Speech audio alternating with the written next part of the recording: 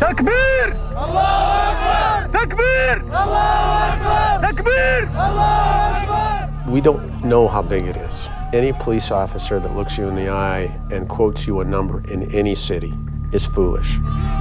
When you don't find purpose and meaning in life, the only thing you look forward to is death. How concerned are you that more kids will come out of the community in Calgary and join ISIS? If we continue on this trajectory, you're festering an environment that is going to breed terrorists. So, Damian's body. His ISIS brothers buried him in Haratem.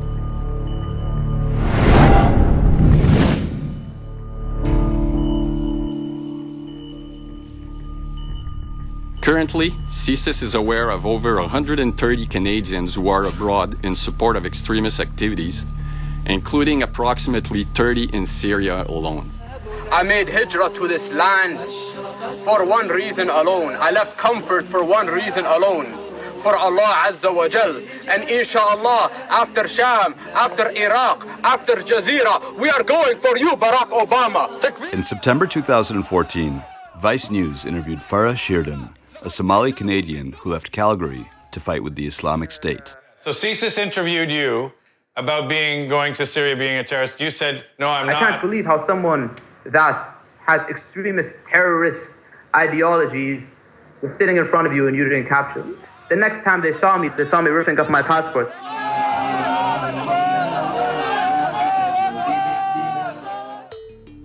Canada is exporting murder, and Calgary's a hotspot. Someone here knows how this is happening and may know who's next. The Canadian media has emphatically labeled Calgary as a hotbed of terrorism. When I first heard the reports, I was shocked.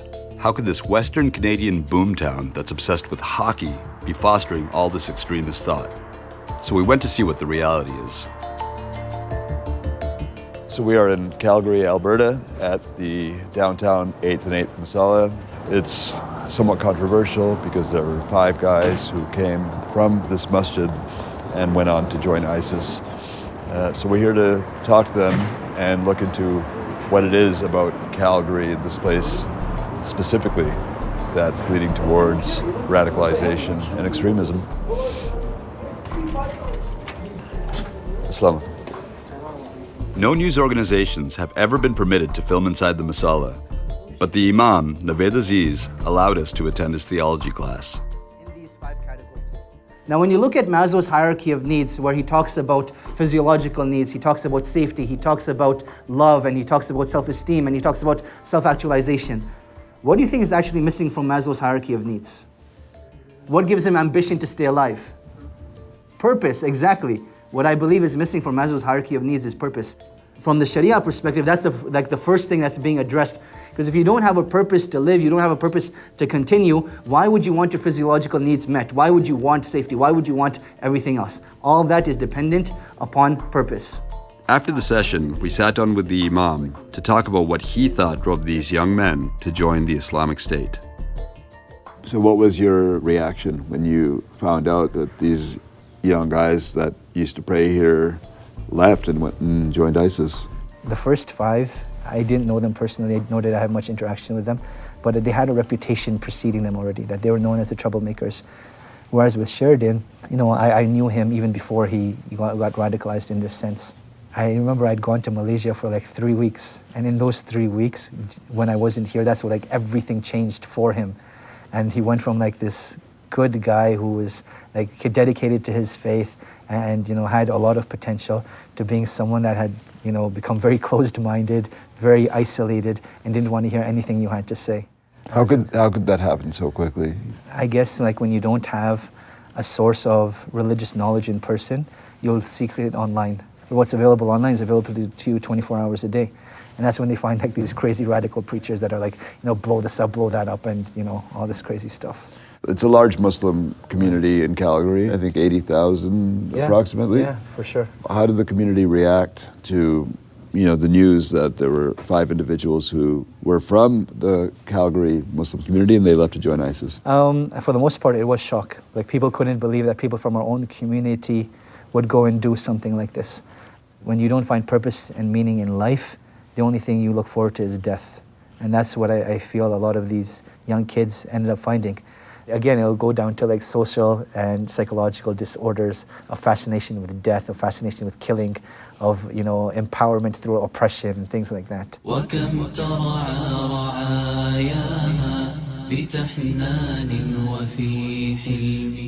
Look at how powerful the ISIS brand is. They've been so effective. Right. And even though they have small numbers, from your perspective, how does that make you feel in terms of what they're doing to the reputation of Islam? For sure. It breaks your heart. It's like, you know, how dare you, you know, destroy the image of my faith with your, you know, reprehensible actions. The Imam stressed that 8th and 8th is in reality a moderate mosque. But because of the young men who prayed there and then went and joined IS, it's now been given a reputation as a place of extremist thought. To get more perspective, we went to visit someone who knew one of these guys better than anyone else. So we're about to meet with CHRISTIANNE BOUDREAU. She is the mom of a young Canadian guy named Damian Clairmont, who left here to go fight with ISIS. He was killed last year fighting in Aleppo. He was 22. Smiling in all the photos, happy. But that's just it. He was loving, he was caring. This is the beginning of his depression era, and that's the only photo I have. In his eyes. Your son Damian, I'm very interested in his story, how you think he was radicalized. Did you start seeing signs of it? Well, Damian went through a period of depression in his teens and tried to take his own life day after his 17th birthday. Not long after he got out of the hospital and started reestablishing a life, the psychiatrist recommended that he not come home because he was afraid that he would get back in the same rut where he was sitting on the computer, he wasn't leaving the house ever. So he went off on his own. He got his own place. He started off with a group home and then got his own place. And then not long after that, he converted to Islam. And it was good. It was really good. He started bringing friends home again. He was still living on his own, but he would come over to visit. He was happy, calm, peaceful, and got along with everybody. Interesting. Yeah. And then what happened? He started, you know, wandering to different mosques to find something more convenient. And shortly thereafter is when we started to see some changes within him. Is that when he started going to 8th and 8th? 8th and 8th, yeah. How did those changes manifest themselves? No more friends came by. If somebody was picking him up, they'd pick him up around the corner. If he got a phone call on his phone, he wouldn't take it in the house. He would go outside. And he started becoming much more agitated. So he started challenging beliefs that were completely contradictory to what I raised him with, that he had never challenged before. Is that him being radicalized or not yet? Yep. Did you have any warning, advance warning before he left? Or did you just wake up one day and he was gone? No, he told us he was leaving, but he said he was going to Egypt to study. Did he even go to Egypt, or he just said he was going to Egypt and he spent a year in Syria? Initially to join al-Nusra Front, I think, and then when ISIS was formed or split off. That's when he went with ISIS, and that's when we lost contact. And so you were never able to, Damian's body, never able to recover it? No, his ISIS brothers buried him in Haratem. Stories like Clairmont's have fueled fears around radicalized youth throughout Canada. But it was 2 lone wolf attacks in October 2014, which killed Canadian soldiers in Ottawa and Quebec, that led the Harper government to introduce controversial anti-terror legislation known as Bill C-51, aiming to give unprecedented new powers to law enforcement. What's to stop this bill from being used to spy on the government's political enemies? Calgary's recently retired chief of police, Rick HANSON, believes Bill C-51 could help stop radicalized youth from leaving Canada to join the Islamic State. How big of an issue is radicalization from the police department's perspective? Well, we don't know how big it is. And any police officer that looks you in the eye and quotes you a number in any city, in this country or any other country, is foolish.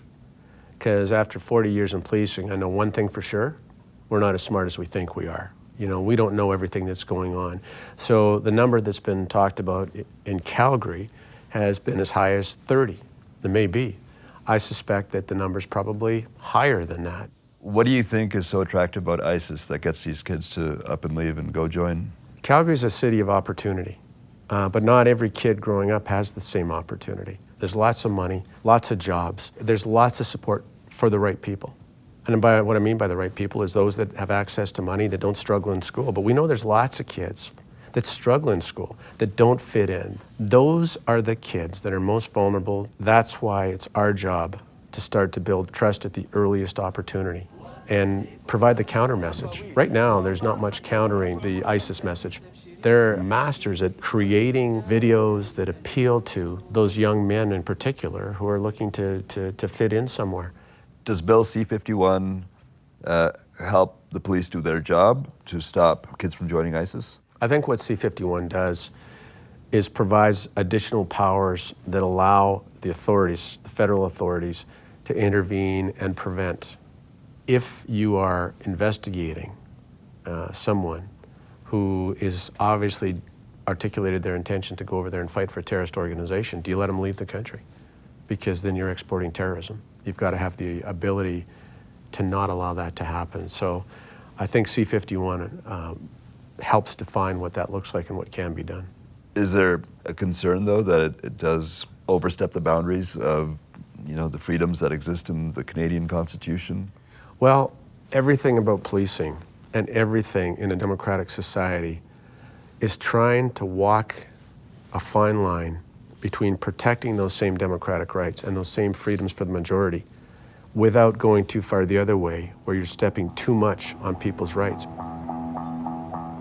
Despite the potential for C-51 to protect Canada at large, many worry about how it will impact the Muslim community and that it could foster further Islamophobia. Mohamed El-RAFIH is a social worker who deals with at-risk youth, who could be prime targets under C-51. Oh, this is Mohamed, his counselor.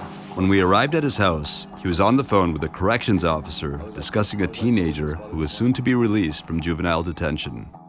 The crime that he had committed is something that if anybody else had done it, who wasn't some young, recent Iraqi youth, they wouldn't have gotten any time for it. They would have gotten a slap on the wrist.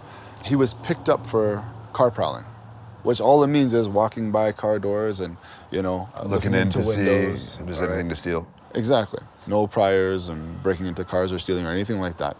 Got a call home. Mom said, I'm not taking him home, like he's too much trouble. Being in there, other youth target him, so he's got a mouth on him. He has to, because he has to be able to defend himself. It's hard for him to make friends and alliances in there, not being from here, not fully understanding the culture, and it's quite easy for him to get segregated and isolated. When he comes out, it's definitely going to be more of that us versus them thinking, which is what segregates people and isolates communities. El-RAFIH believes there are real issues of segregation and further alienation for the Muslim community in Calgary. You're a social worker, you've been working with high-risk youth. Take us into the heads of, these kids who have been radicalized and left Calgary to join ISIS. You're here, you're alone, you're not fitting into groups. Maybe your parents are divorced, maybe you're living in poverty, maybe you have a crappy life, you have a crappy job. Maybe you have a great job and a great education, but you still don't feel like you're part of the society. Somebody takes advantage of you and comes and tells you, all that oppression you've been seeing, you've been praying and saying you wanted to help somebody?